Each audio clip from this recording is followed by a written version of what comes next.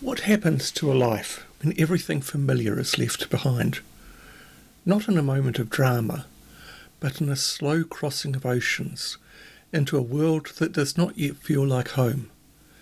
And what survives of that earlier life, once years have passed and memory begins to fade?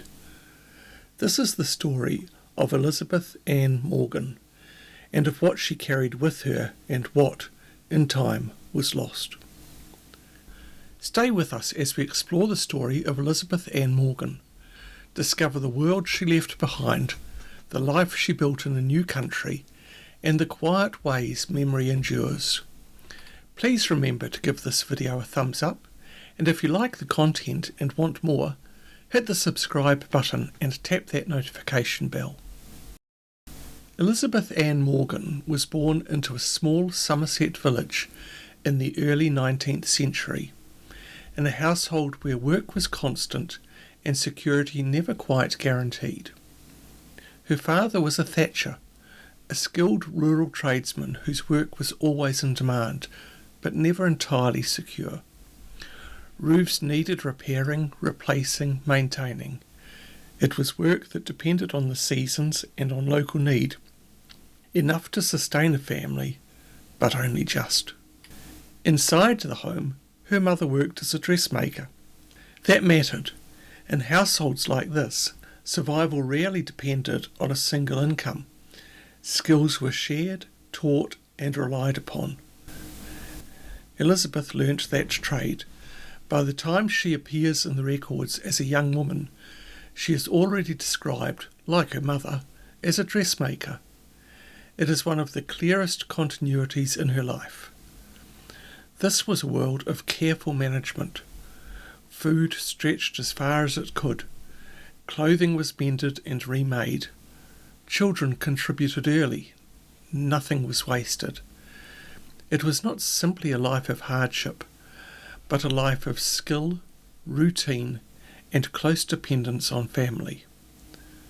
For Elizabeth, that world lasted into early adulthood, and then, quite suddenly, it changed. It was just a few days before Christmas 1850 when Elizabeth's elder brother James left England for Australia with his young family. He arrived in Melbourne as a working shoemaker, but within months everything shifted. News of gold sent him to the diggings, first with uncertain results, and then at Forest Creek with remarkable success. In a matter of days, he and his companions uncovered a substantial quantity of gold, 35 pounds of it, from an abandoned shaft. That much gold would be worth millions today, and it was enough to transform his fortunes entirely. He did not simply spend it, he invested it. Land was purchased in what would become the suburb of Kew, more than 30 acres of dense bush, which he helped to clear and settle.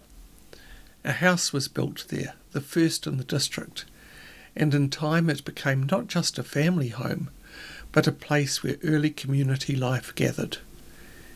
Having secured that foothold, he reached back across the world. He sent for his family. For Elizabeth, in her early 20s, that meant leaving everything she had ever known.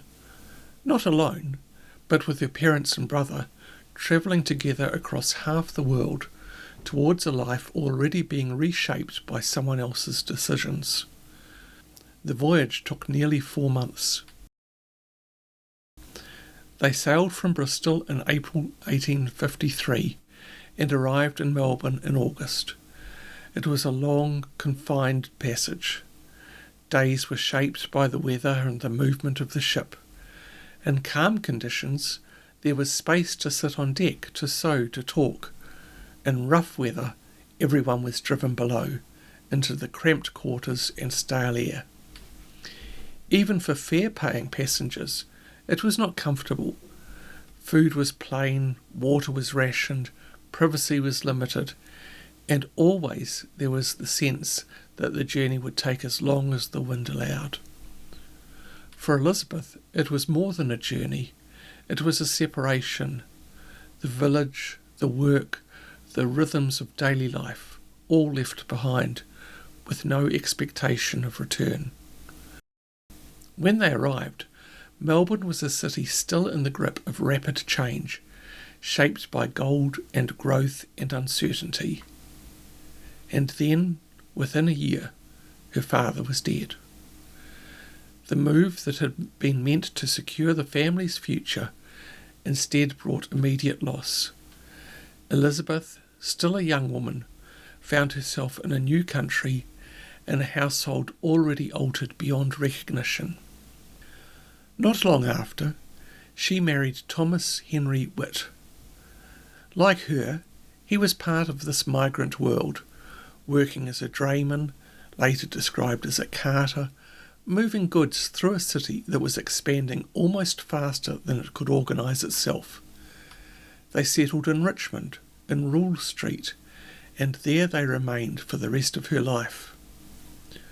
Over the years, Elizabeth bore 7 children. The rhythm of her life became that of many women of her time, raising a large family, managing a household, sustaining daily life through constant, often unseen labour. But within that life, there are signs of something more deliberate. The names she gave her children tell a story of their own. Her first son, William George Morgan Witt, carried the names of her husband's father, her father, and her own maiden name, all preserved together. A daughter, Sarah Elizabeth, brought together the names of grandmother and mother. Another child, Sabina Venn Witt, carried forward her mother's maiden name, Venn. These were not incidental choices. In a family that had crossed the world, these names became a way of carrying the past into the future, a way of ensuring that Somerset remained present, even in a household established in colonial Melbourne. The family's life in Rule Street was modest but stable. There is no sign of significant wealth, but there is continuity. The same address appears over many years. The same pattern of work and family life continues. Around them, the religious life of the colony was also taking shape. Their marriage was conducted within the Methodist tradition, part of a broader nonconformist culture that emphasised discipline, community, and moral responsibility. In a city growing rapidly and unevenly, such communities offered structure, belonging, and a shared set of expectations about how life should be lived.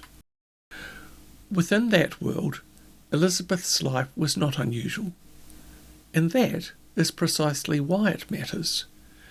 She was part of the fabric of that society, a woman whose work within the home and beyond it sustained a family and connected generations. In later years, her health began to decline. The records describe a gradual illness, extending over several months, caused by a disease of the heart. It was not sudden, it was something the household lived with, as her strength diminished and her condition worsened.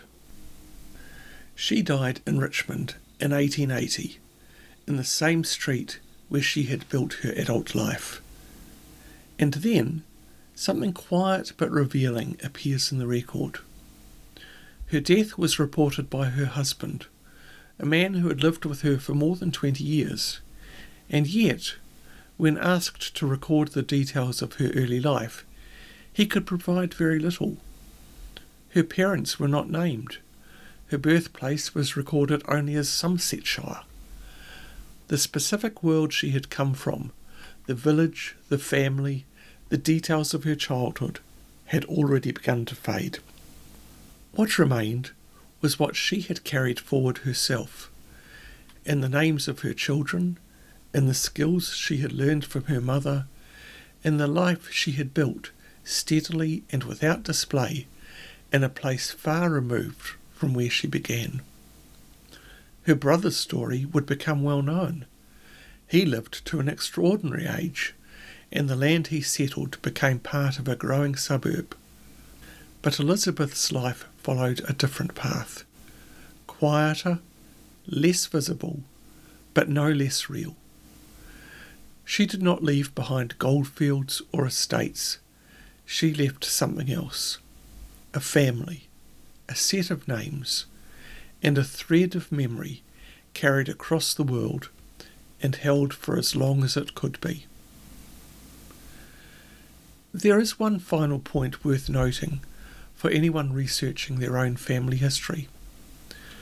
Records can tell us what happened, but they do not always tell us what was known.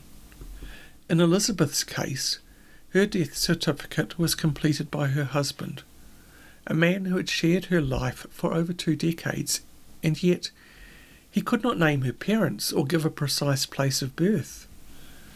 That is a useful reminder. We often assume that close family members knew these details, but migration, time, and the demands of everyday life can erode that knowledge surprisingly quickly. So when you come across a record like this, treat it carefully. Do not assume that an informant, even a spouse, had complete or accurate information, and look for other ways the past survives. Sometimes it is not in the formal records at all, but in the quieter traces, in names, in occupations, in patterns that connect one generation to the next. Those are often the threads that hold a story together.